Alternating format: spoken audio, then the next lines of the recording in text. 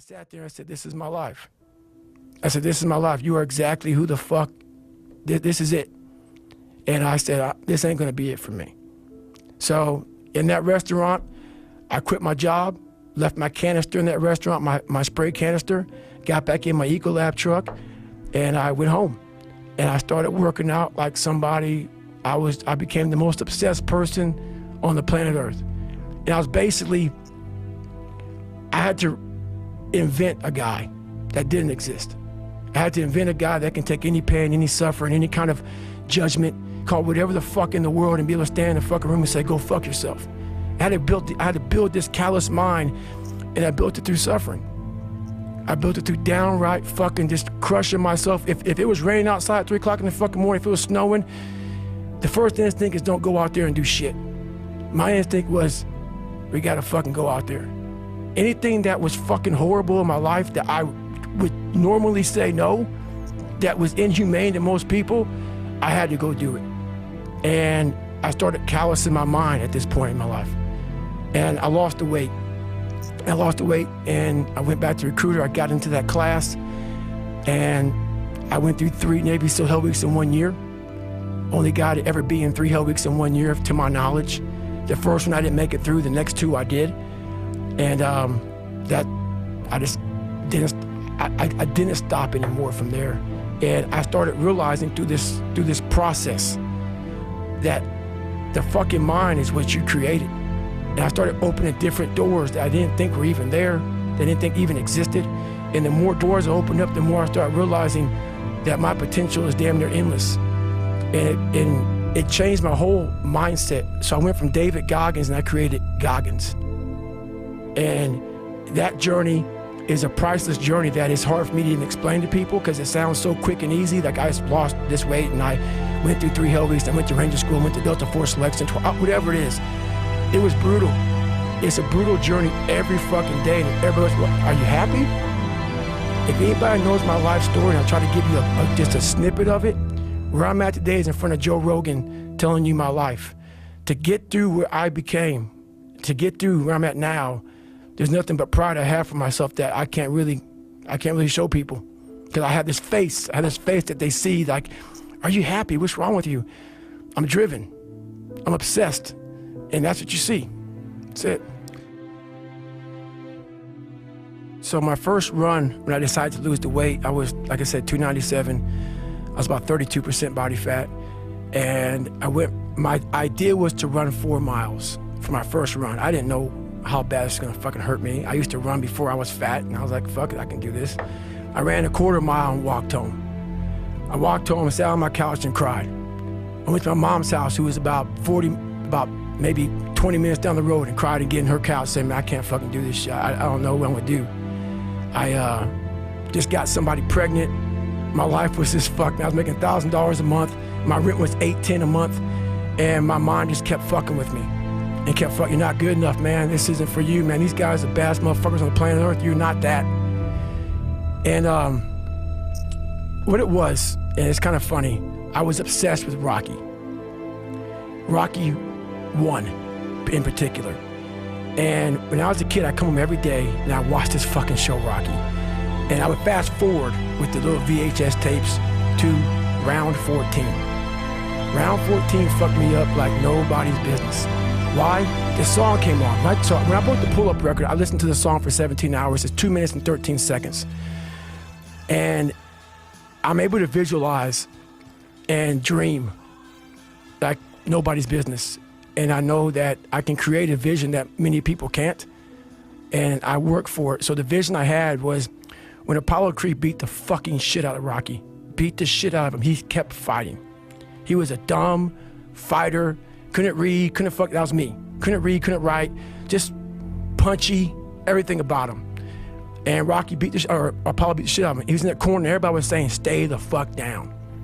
And him getting up, Apollo Creed raised his arms up in the fucking air, turned around, thought he won the fight. He turns around and sees this guy getting up, and it was the face of Apollo Creed that changed my life.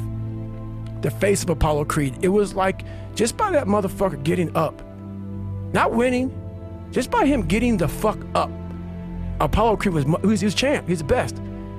Rocky had taken his soul, had literally taken his soul. His head goes down, he looks at him like, what the fuck are you? I wanted to be that, not Rocky. I wanted to be the guy that people looked at. I don't care if you liked me or didn't like, I don't care. But said, this motherfucker is gonna keep coming after whatever the fuck is in front of him. I wanted that. I wanted that. I wanted that worse than anything in the world. I wanted to feel something besides defeat. I wanted to just go the distance. And that going the distance pushed me to a point of where now I go way past the distance.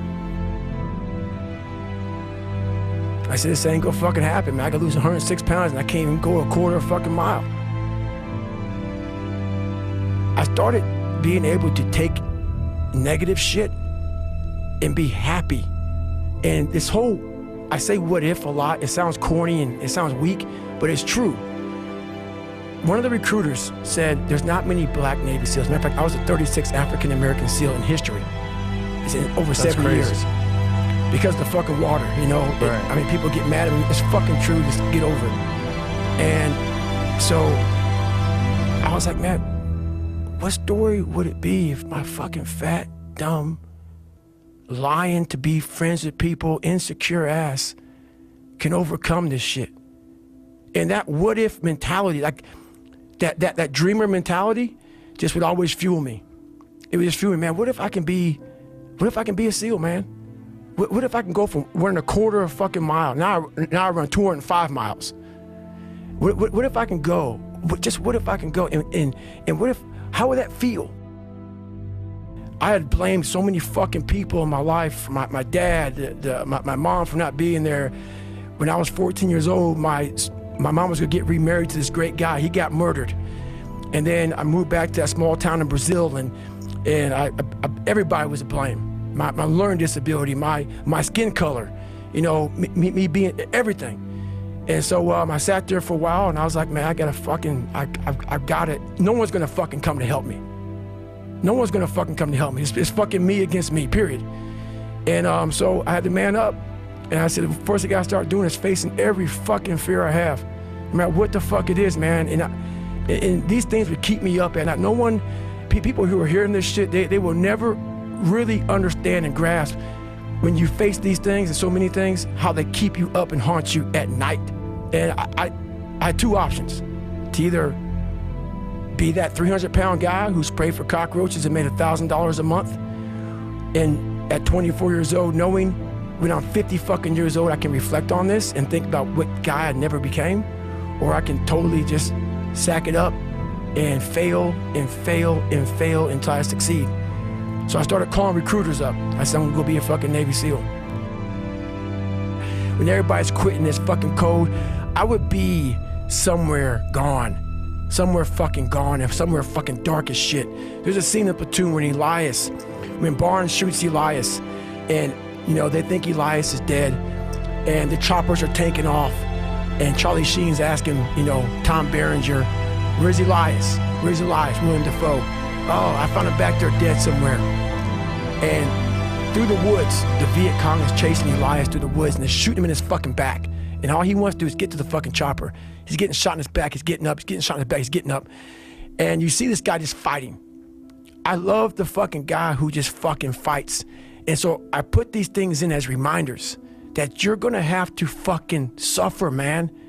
This fucking 0.25, man, this is, man, you're gonna have to fucking suffer to go from this fat, insecure motherfucker to one of the best guys on the planet Earth. This journey is gonna take something that is gonna be incomprehensible to most people.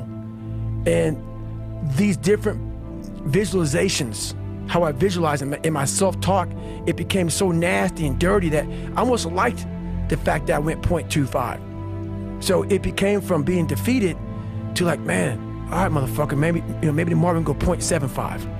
You know, it just became this different mindset. I turned negatives into positives. So I would take it like, who would even think about doing this? So I would sit on my couch saying, who at 297, who can't fucking swim that great, who's scared of the fucking water, would have the fucking balls? Who have the balls to fucking man up, quit a job, and go and just put everything on himself? So it's how I started talking to myself and put myself in a whole different category, and that would fuel me the next day. And I just kept using that as fuel and fuel. No one would do this shit. No one would do this shit. You're the baddest motherfucker around. You're the baddest motherfucker ever lived. And I just kept fueling me with the right kind of message that I needed to hear that I was never telling myself.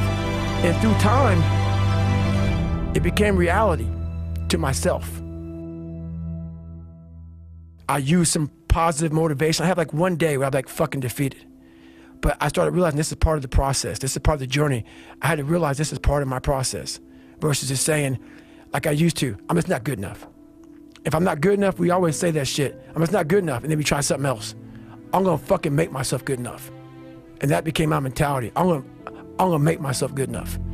And so I'm misunderstood a lot, but that's all it came down to. I made myself good enough. And the days I couldn't run that far, the next week, I would do 2-a-days.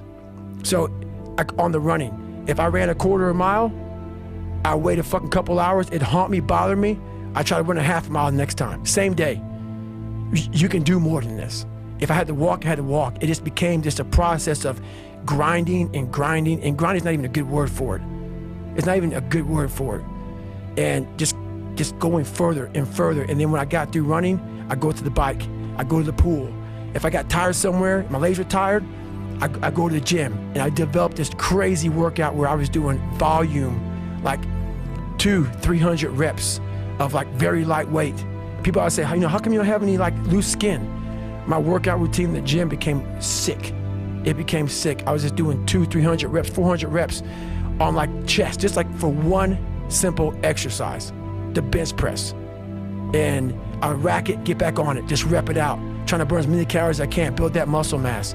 And I just became obsessed with it. And I Googled the 10 hardest races in the world. I knew nothing about ultra running. The first I'd ever run was 20 miles at one time. And so what came up was the Badwater 135. 135-mile run through Death Valley in the summertime. I thought it was a fucking stage race, where you run like 20 miles, camp out, and then run 20 more until you get 135 miles. Right. So I went to ultra runner, didn't know what ultra runner was. I called the race director up, Chris Kosman of the Badwater, and he said, "Are you an ultra runner?" And I was like, "I don't know what that is." He goes, "Have you run 100 miles in 24 hours or less?" I was like, "No." But I said, "I'm a Navy SEAL, I was in 3 Hell Weeks, I was a Ranger." I gave him some resume. He didn't give a shit. He said, "I don't care, you got to qualify for my race." And the deadline was up in 2 months for this Badwater race. And basically, he said, "There's 2 more races you can do to qualify, and I might consider you in my race. We select top 90 athletes in the world, and you're not even an ultra runner, but I like your cause, like what you're doing." He said, I'll call him up on a Wednesday. And he goes, "There's a race on Saturday in San Diego one day, where you run around a 1-mile track for 24 hours. So many miles you can get. If you get 100 in 24 hours, I will consider you in my race." I did the math, it's 14-some-minute mile, fuck it, I can do that. Dumb shit thinking, I'll tell you that right now. It was rough. Worst pain I've been in my entire life was this race. So I have my wife at the time, she's now my ex-wife. We go to Walmart, get a blue lawn chair, Ritz crackers, and Mileplex. That's what I'm gonna have for a 100-mile run. So, show up at the start line of this race. It was the AUA National Championships. It's like the best ultra runners compete against each other to see how many miles you can get in 24 hours. I would say I was at least 230. At least, it may have been more. And jacked. Yeah, I was ripped the fuck up. I had big old chest. I was jacked up. There's a picture of me. You definitely didn't look like someone who could run 100 miles. No, not at all. So basically, I start running, and I get to about mile 40, mile 50, and I'm feeling pretty good. I get to mile 70, and it was the worst pain of my life. I sat down in this blue lawn chair at mile 70, and the Ritz crackers after mile 20 became Ritz cracker balls, 'cause I wasn't hydrating correctly. I didn't know what to do. I was drinking Mileplex for my nutrition because I couldn't eat these Ritz crackers. Had very minimal water, if any at all, and I was just dying with 30 miles to go. And my feet were broken. I was just in the worst shape, because once you stop running, not running like that, I mean, I hadn't run in almost a year. I reached in my mind, and a lot of us, when we have bad times in life, even the hardest person in the world, we forget how badass we are during that hard time.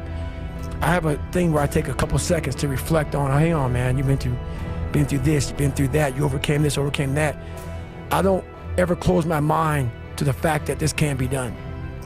And I knew I had to get up, I needed nutrition, I needed hydration, I needed to stop being dizzy. So that's the first thing I did. I didn't panic on I had 30 more miles to go to get 100. I started about the process. Slowly but surely I was able to stand up, and I was literally hobbling around this track, just walking. No running at all. I couldn't run. My feet were in the worst pain. This is the worst pain I've been in my entire life. Nothing in any training is even comparable to this last 30 miles. And what happened was, my ex-wife looked at me and she's like, man, we agreed I'm not gonna make the time. I was going way too slow. And at that time, at mile 81, something clicked that I'll never probably be able to do again, when my mind, body, spirit, soul, everything just connected. And my mind knew I wasn't fucking around anymore. It knew I wasn't gonna quit. It knew that guy was dead and buried and gone. And I was gonna die out here on this fucking 1 mile. For whatever reason why, I was gonna get through this motherfucker. I didn't give a damn. It made there was no fucking crowds. There was no trophy at the end. I wasn't even in a race in my mind. It was nothing. It wasn't about nothing. There was no nothing. It was a bunch of people who didn't know who the fuck I was, and it was me against me. And I used all these different dark places to start bringing out light and just fucking going deeper and deeper.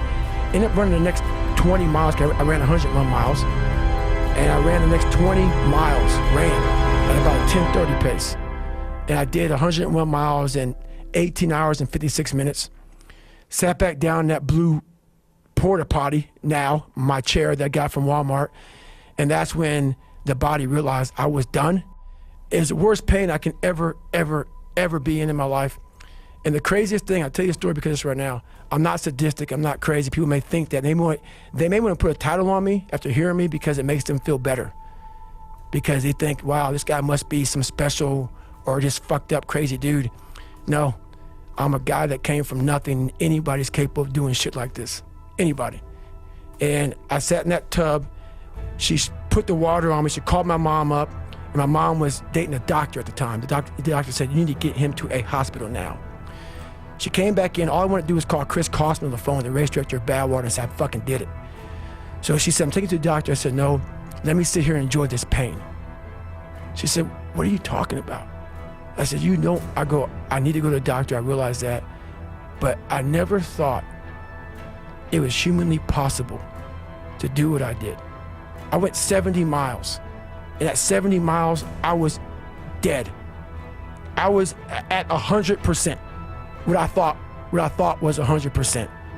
I went 31 more miles after being in the worst physical shape I've ever been in my life. And all that pain and suffering and thing was going through my fucking body as I sat in that tub and the waters hit me.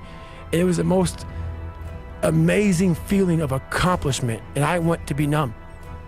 I didn't want people to give me drugs and to numb this fucking pain. I did this. And as crazy as it sounds, it was the most amazing moment of my entire life.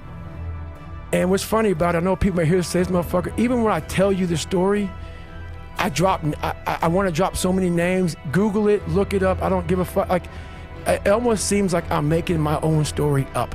If I were to hear somebody, like, let's say I listen to your Joe Rogan's podcast. I heard some black dude from fucking Brazil and talking about this happened, 3 hell weeks, ran to school, ran 100 miles, broke my feet, broke my body. I'm like, this mother, he's the biggest fucking liar on the planet Earth. Ain't nobody doing that shit. You see, even when I tell my story, it almost sounds like some made up shit. So yeah, 14 days later. What's so crazy is you ran 100 miles before you ever ran a marathon. Right. Then you didn't run again at all, and you still qualified for the Boston Marathon. So you ran a 3:08 right for the first marathon you ever did 2 weeks after you ran 100 miles right. with no training and nothing in between. But it gets better than that. Get right there. So 100 miler Hawaii. Oh, then you look up Christ. 2 weeks later, 3 weeks later, another one, that's 50 miler. A 50 miler a month later. Then you're looking at 14 days later, another 50K. 50 miler a month later. Then you look at less than a month, another 50 miler, 53 miler in June. July was another 100 miler. Badwater was literally, Badwater was a month after I did that 100-miler, 135-miler. Leadville was less than a month after Badwater. The Plain 100 was 3 weeks after Leadville. Angel's Crest was a week after that 100-miler. The Bear 100 was 13 days after that 100-miler? Jesus Christ. And then I ran the 200, and it says 203.5, but I didn't ran 200, it's 205 miles I ran there. But what's not in there was that McNaughton race I did in 2000, so that 150-mile race, I also did in 2007 that wasn't listed. So that was just my 2007 year. You must be some crazy guy who loves it. No, man. No, that's why I do it, though. That's the only way to callous your fucking brain, man. It's the only way to get hard in life. People take these classes on mental toughness. Like even SEALs, you have the class about visualization, self-talk, eat an elephant one bite at a time, breathing control. Yeah, roger that. You got to put yourself in a hellacious situation. It's a lifestyle. How are you going to react? How are you going to react? Like all that training goes out the fucking door when you're in the fucking cold water and you're fucking miserable, and it's the first hour of 130 hours of Hell Week, and that first wave goes over your head, and you're the coldest you've been in your life, and your mind goes from hour 1 to hour 130. All that fucking self-talk and shit, dude, you ain't thinking about that. You think about getting the fuck out of here. But if you live this shit on a daily basis and you know how to calm your mind down, the self-talk will help. All that stuff will help. But usually we react. We have pain, we have suffering, we react, and we react about get the fuck out of here. We gotta go. It's those people who are able to control that fucking feeling of fucking flight and say, nah, motherfucker, there's a way through this. It's not gonna be here forever. I'm not cold right now. I went through 3 of them. I'm not cold now. I'm in a nice warm studio with you. You gotta think about that shit. The shit's gonna end. It's gonna end, but we don't know that. We don't think that. At that time, it's gonna last forever. And then you get to sit back on Friday with everybody walking across the, back on the grinder, all the 16, 17, 18 guys that graduated Hell Week, and you get a chance to watch these guys victorious. And then you get the chance to think about that. You take that hot, warm shower, first thing that comes to your fucking mind is, why the fuck did I quit? So what keeps me going? I've quit several things. I know what's on the back end of fucking quitting. It's a lifetime of thinking about, why the fuck did I do that? And I ain't fucking doing that.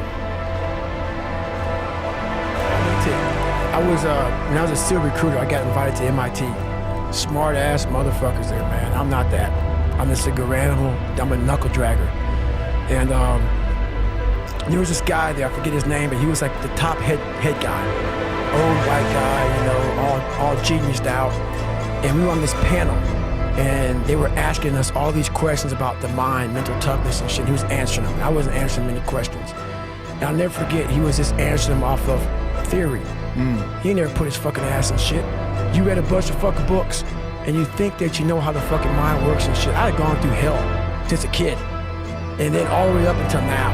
Right. So I know, so that theory is bullshit. Yeah, there's a lot of good stuff out there you can read from people, but I had lived hell. And when you put yourself in hell, that's the only time you can figure out how the fuck to get through that motherfucker. You can't read somebody else's book about some theory on how to do shit. Some guy who sat up in a nice warm office and read and wrote some book with a nice cup of coffee in the fucking hand. No, I want to see that guy who immersed himself in fucking hell, and he thought about quitting and leaving and his wife and his kids, and why am I here? Is it worth it? All this crazy shit, and still said and found out a way to get through it. So basically, that's the bottom line of it all. We all want to read about how we can quickly get somewhere. That's why the 6-minute abs and all this other shit is so powerful. You may get some results from it, but they're not permanent. The permanent result comes from you fucking, I say it all the time, you have to suffer.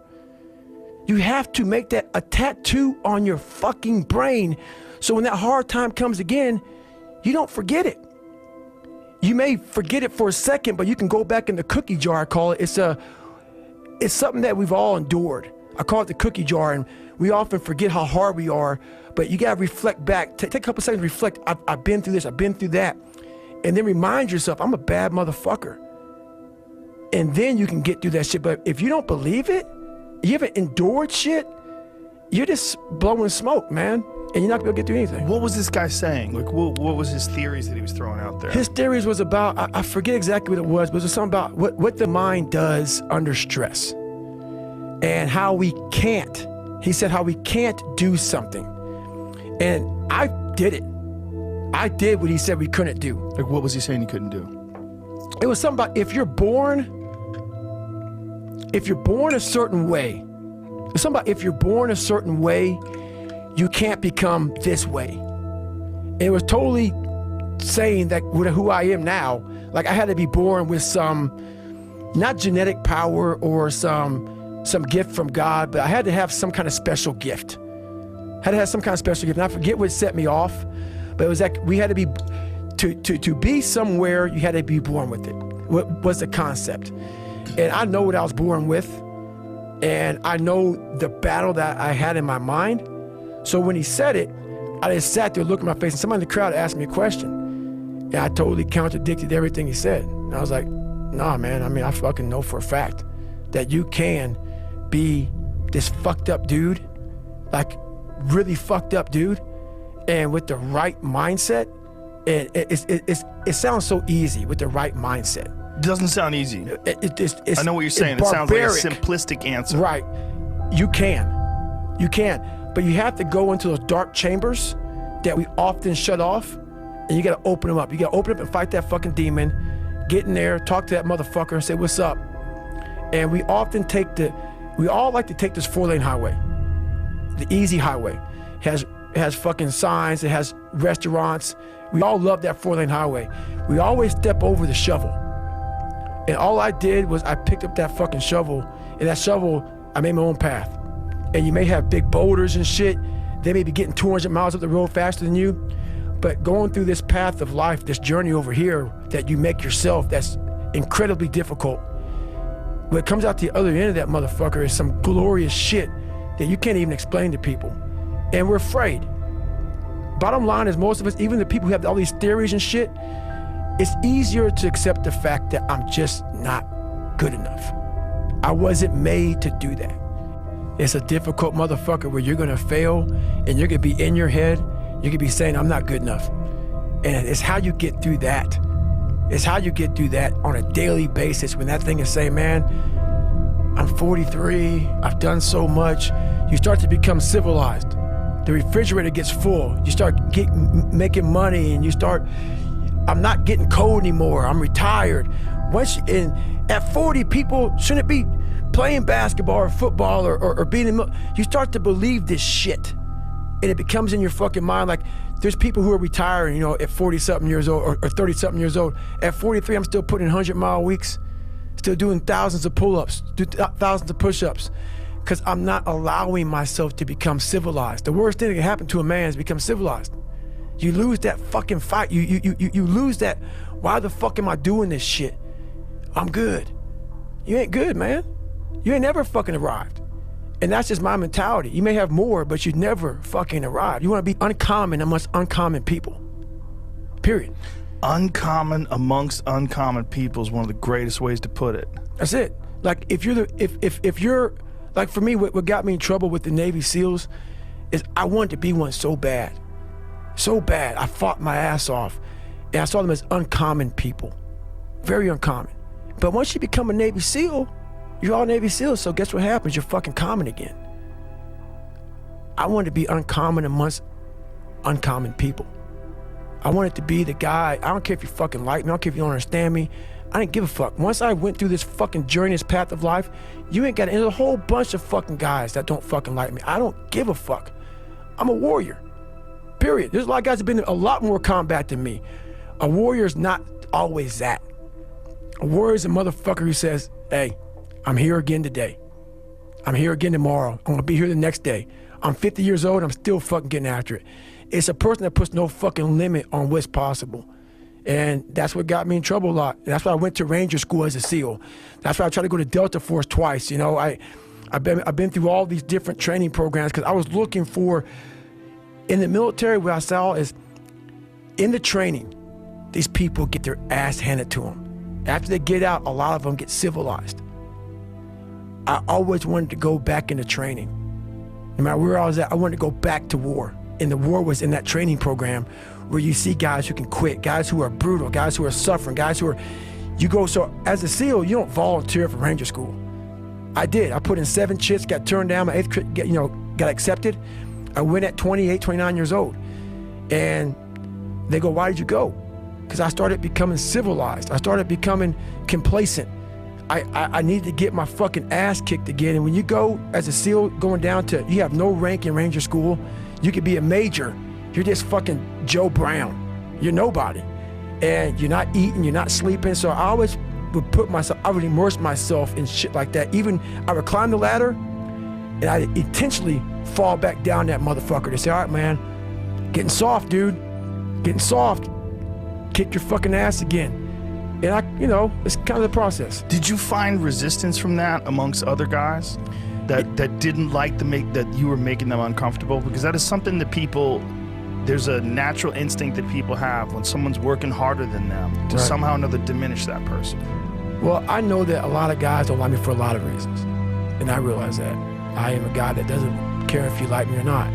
And when you're an alpha male and you're against other alpha males, and we eat our own.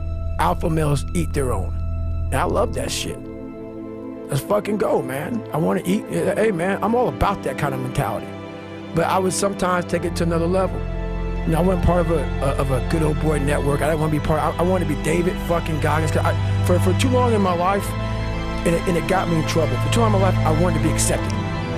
Growing up, I lied. I fucking did what I could. If you fucking like UFC and I didn't, I love it. I love it, man. Let's go fucking watch it, man. Be my friend. Be my buddy. That fucking weak ass shit. I found out through this path of life, who is David Goggins? Who am I? So going through I did it alone. There was no fucking trophy on the fucking wall on the mantle. That trophy's in my fucking brain. No one helped me get there. No one paid my fucking bills. No one did shit for me. No one ran those fucking miles, lost that fucking weight, went through it. I suffered on my own and developed this man who said, it's who I am, man. A very competitive, ultra competitive dude that take it what you want, man. I call that personal sovereignty. Exactly. And there's not a lot of people that have that. That's me. There's a lot of people that change who they are depending upon what people want from them. And that's me. Yeah, that's important, man. And most people struggle their whole life to find out who they are. Struggle their whole life to find out what defines them, what they actually enjoy and what they don't. You start putting yourself in situations that suck, you'll find yourself. Yeah. You'll find it real quick. That is the thing, right? And that's one of the things that I've gotten from paying attention to you is that what you're preaching, what you're talking about is finding yourself through struggle. That's it. It's the only way to find yourself. You don't find yourself, if you like bench pressing and you bench press all the fucking time, what are you finding out? If you like to swim, that's all you want to do is swim, what are you finding out? Put that, people talk about triple down on your fucking strengths. Right. That's the fucking weakest shit in the world. No, triple down on your fucking weaknesses. Yeah. Find out something about yourself. You already know the good shit. You already know the happy shit. Right. That's why on my Facebook page, I goes, why don't you talk about good times? You know how to get through that shit, motherfucker. You don't need a fucking, you don't need no one to tell you how to get through. It's happy. Right. That's easy shit. Right. I'm going to tell you how you can help yourself get through the times that suck. Real life. This is real life. 90% of your life will suck. 10% will be fucking happy. You may be a lucky guy and have a lot of fucking money, have a great ass woman, all this shit. Trust me, one-on-one with that fucking guy, he's missing something. His life still sucks because he hasn't faced something that bothered him his whole fucking life. Something is still eating that motherfucker up. Almost everybody. Everybody. Eating you the fuck up. But maybe you found a good way, how I did growing up, on how to ignore that voice that's saying, you ain't facing some shit. Period, man. I'm not special. I just stopped listening. I listened to that voice. This is why I talk so fucking aggressive. People say, man, do you believe in God? You cuss so much. When I say fuck, it's letting you know what I'm thinking. If I try to make it all pretty and shit, that's not what my life was. It was a violent struggle daily to get where I'm at today. I'm not gonna water it down. I'm not gonna water it down. Shit wasn't fun. It ain't fun today, but I'm happy. You're not listening to the story, man. Look what I overcame. If that doesn't put some badge of honor tattooed in your fucking brain for the rest of your life. You can die today talking to Joe Rogan. You're missing the story, man. Am I happy? What the fuck do you think? Don't misunderstand the passion in which I speak for not being intensely happy. Happiest person in the world. But I'm not done. So I'm not gonna speak to you like, oh man, everything is great. No, I have a lot more shit to do. A lot more shit to do. Well, this is in the same use of the word that you used, the warrior's mentality, the warrior's life. Right. This is the way that you can keep balanced and sane, right, and keep a good grip on who you are. Period. And like there's a quote that was said, I don't know who said it, but it was a great quote. This guy said, going into combat, going into war, out of the 100 men that go into war, 10 shouldn't even fucking be there. 80 of them are just targets. 10 do most of, or 9 do most of the fighting. 1 is a warrior. And it's a true quote to life. I saw it going through training. I saw it everywhere I went. There's so many people who just show up to life that shouldn't even fucking be around. And there's few people who do all the work. I wanted to be part of that 9. I get up every morning, I run, I go to the gym, and then at nighttime I stretch out. I am just trying to develop a business, costing me a lot of money trying to do that. I'm just getting out. I'm an introvert. So I never want to get on social media. I'm not big on that. I'm big on being with yourself. I believe all these fucking cameras and phones and shit, it takes you away from the most powerful thing in the world, which is your fucking mind. So I try hard to continue to grow that. I'm trying to break a record again. I'm trying to cross Death Valley as fast as possible, top of Mount Whitney. And I'm constantly trying to put goals in front of me, but the biggest thing is I'm trying to find more of myself. And the only way I can find more is to silence the world out as much as I can, because it's getting busier every day. It's getting faster. And the faster it gets, the more you are missing who the fuck you are. So I trap my own mind a lot and say, look, man, I put my phone away, I put shit away, and I go dark. I go dark a lot, and it's because I have to find out. I'm on a journey of life, and we all have a different journey.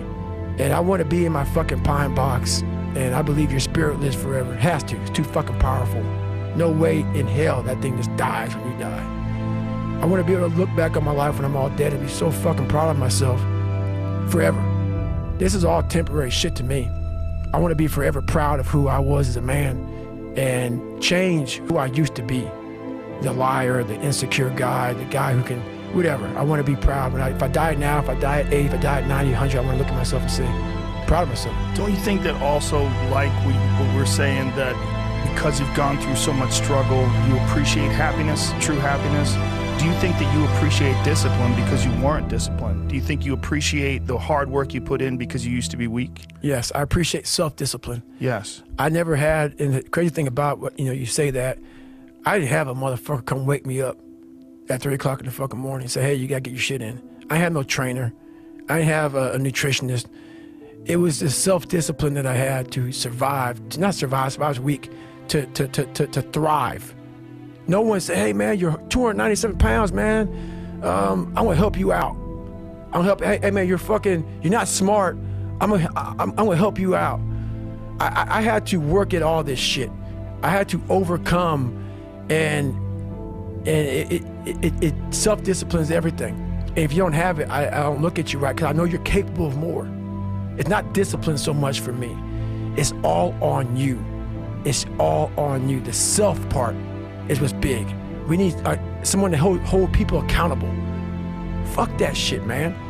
Fuck that shit. We count on people too much to get us through shit. And we look to our right, we look to our left, we're looking for help. And if you can build that self, you can build that total accountability in oneself. And it's not about being selfish. I'm trying to create a better me, so hopefully people who are hearing this are taking it the right way, can say, I can run a mile. It ain't about running 205 fucking miles, doing 4 hours, being in a city. It ain't about all that shit. Shit doesn't matter. I want you to see how fucking far you can go.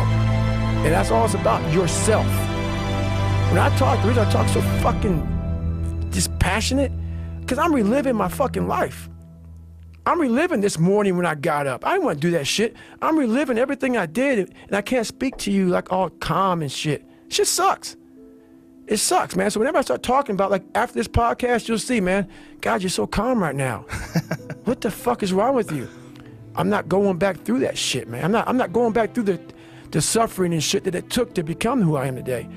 I can slowly, hopefully, make people from motivated to driven, because motivation is crap. It's shit. People right now, maybe listen to this shit, they'll be motivated to go run. If it's cold somewhere where they're at, a lot of motherfuckers will shut that door, go back inside. That's motivation. It comes and go as how you feel. If you and your wife are good, if you and your kids are good, if you're good at work, you're motivated. I like a motherfucker whose life is imploded, ain't got shit in life, and says, still gotta fucking get after it today, man. That's what it's about. So that's when you move from motivation to driven to obsessed. And I want people to realize, once you get to this portion over here, the driven obsessed part, you're unstoppable. But it's my job now to take these weak people in the category that I was in and say, stop reading the bullshit. Stop listening to the bullshit. And if my story of success can impact somebody, it is my job, it's my duty to share the story. As much as I'm not really fond of it, I'm the kind of guy that wants to sit in the fucking room and just be me. Just be me, alone, by myself. It's who I am. But I have to get uncomfortable and tell people all this shit. You think it feels good telling people I had a 4th grade reading level in high school? I stuttered. I lied to people to be their fucking friends. It doesn't feel good. It doesn't feel good at all. But maybe someone's doing the same shit. And maybe they can realize, wow, that motherfucker was a piece of shit. And he fucking now is a Navy SEAL, retired guy, and runs these miles and was 297 pounds and pathetic fucker, and wow. And people say, why are you talking so? It's the fucking truth. I was a fucking pathetic motherfucker, man. People cannot say that to themselves. We have to choose these great fucking magical words that make people feel good. Tell yourself the truth. If someone calls you fucking fat, they may be bullying you, but you might be fucking fat. Someone calls you dumb, it's mean, but you might be fucking dumb. It's life, man. Take it for what it's worth and change it. And that terrible feeling when someone does tell you that you're fat, you can use that as fuel. As fuel, period. And that's all this is about. And where it goes, if it goes somewhere and whatever, you know, I don't give a shit.